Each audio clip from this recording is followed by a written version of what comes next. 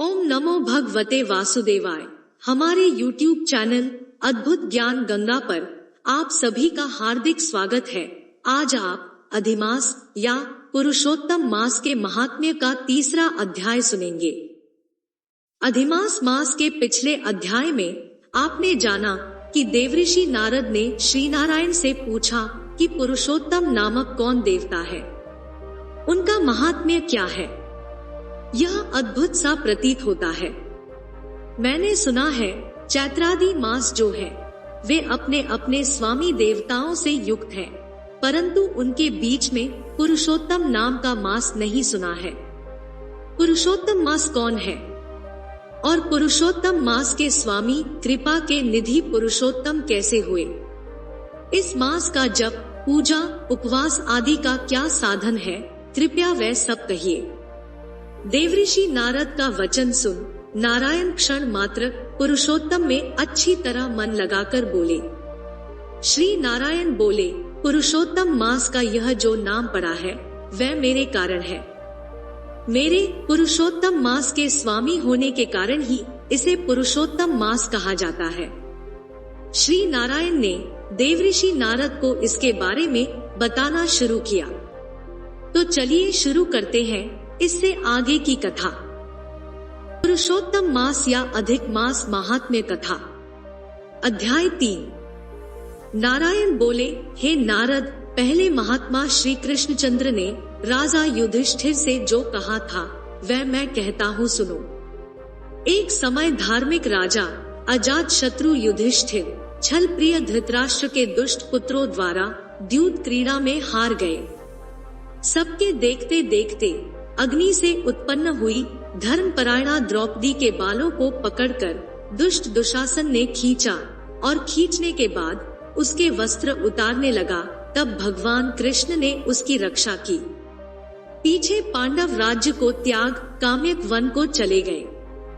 वहां अत्यंत क्लेश से युक्त वे वन के फलों को खाकर जीवन बिताने लगे। जैसे जंगली हाथियों के शरीर में बाल रहते हैं, इसी प्रकार पांडवों के शरीर में बाल हो गए। इस प्रकार दुखित पांडवों को देखने के लिए भगवान देव की सुत मुनियों के साथ काम्यक वन में गए। उन भगवान को देखकर मृत शरीर में पुनः प्राण आ जाने की तरह युधिष्ठिर, भीमसेन, अर्जुन आदि प्रेम विह्वल होकर सहसा उठ खड़े हुए और प्रीति से श्री कृष्ण के गले मिले और भगवान कृष्ण के चरण कमलों में भक्ति से नमस्कार करने लगे। द्रौपदी ने भी धीरे धीरे वहां आकर आलस्य रहित होकर भगवान को शीघ्र नमस्कार किया। उन्होंने उन दुखित पांडवों को मृग के चर्म के वस्त्रों को पहने देखा। समस्त शरीर में धूल लगी हुई थी, रूखा शरीर और बाल चारों तरफ बिखरे हुए थे। उन्होंने द्रौपदी को भी उसी प्रकार दुर्बल शरीर वाली और दुखों से घिरी हुई देखा। इस तरह दुखित पांडवों को देखकर वे अत्यंत दुखी हुए। भक्त वत्सल भगवान धृतराष्ट्र के पुत्रों को जला देने की इच्छा से उन पर क्रुद्ध हुए। विश्व के आत्मा, बाहों को चढ़ा गुरेर कर देखने वाले, करोड़ों काल के कराल मुख की तरह मुख वाले, धधकती हुई प्रलय की अग्नि के समान उठे हुए ओठों को दांत के नीचे जोर से दबाकर तीनों लोकों को जला देने की तरह ऐसे उद्गत हुए जैसे श्री सीता के वियोग से संतप्त भगवान रामचंद्र को रावण पर जैसा क्रोध आया था। उस प्रकार से क्रुद्ध भगवान को देखकर कांपते हुए अर्जुन कृष्ण को प्रसन्न करने के लिए द्रौपदी, धर्मराज तथा और लोगों से भी अनुमोदित होकर शीघ्र ही हाथ जोड़कर उनकी स्तुति करने लगे।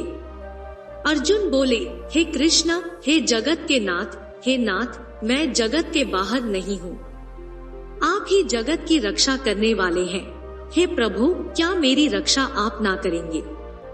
जिनके नेत्र के देखने से ही ब्रह्मा का पतन हो जाता है, उनके क्रोध करने से क्या नहीं हो सकता है, यह कौन जानता है कि क्या होगा। हे सहार करने वाले, क्रोध का सहार कीजिए। हे तात के पात, हे जगत पते, आप जैसे महापुरुषों के क्रोध से संसार का प्रलय हो जाता है। संपूर्ण तत्व को जानने वाले, सर्व वस्तुओं के कारण वेद, और वेदांग के बीज आप साक्षात श्री कृष्ण हैं। मैं आपकी वंदना करता हूँ। आप ईश्वर हैं। इस चराचरात्मक संसार को आपने उत्पन्न किया है, सर्व मंगल के मांगल्य है और सनातन के बीज रूप है। इसलिए एक के अपराध से अपने बनाए समस्त विश्व का आप नाश कैसे करेंगे? कौन भला ऐसा होगा जो मच्छरों को जलाने के लिए अपने घर को जला देता हो? दूसरों की वीरता का मर्दन करने वाले अर्जुन ने भगवान से इस प्रकार निवेदन कर प्रणाम किया। सूत बोले, श्री कृष्ण जी ने अपने क्रोध को शांत किया और चंद्रमा की तरह शांत हो गए।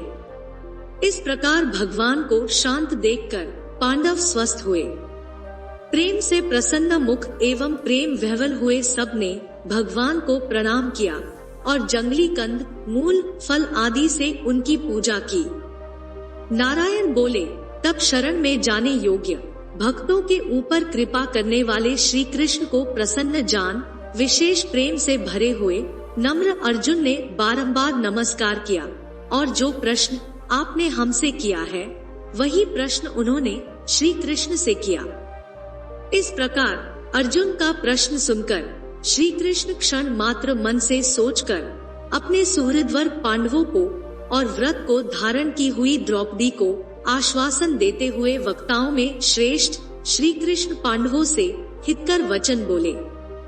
श्री कृष्ण जी बोले, हे राजन, हे महाभाग, हे बीभत्सो, अब मेरा वचन सुनो।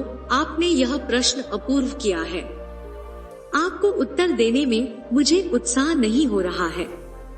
इस प्रश्न का उत्तर गुप्त से भी गुप्त है, ऋषियों को भी नहीं विदित है। फिर भी हे अर्जुन, मित्र के नाते अथवा तुम हमारे भक्त हो, इस कारण से हम कहते हैं।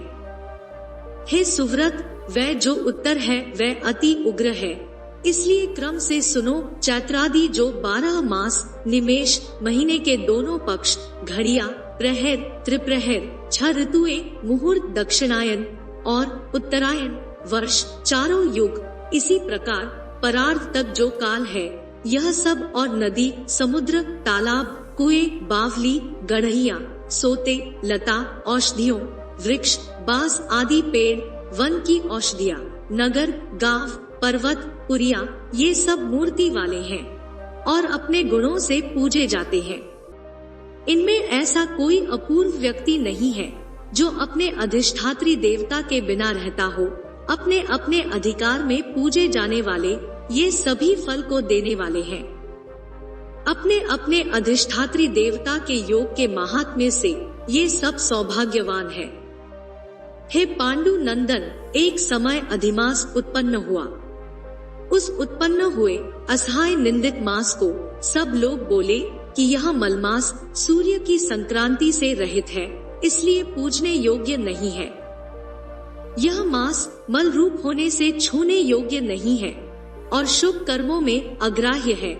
इस प्रकार के वचनों को लोगों के मुख से सुनकर यह मास निरुद्योग, प्रभा रहित, दुख से घिरा हुआ, अति खिन्न मन, चिंता से ही ग्रस्त मन होकर व्यथित हृदय से मरणासन्न की तरह हो गया।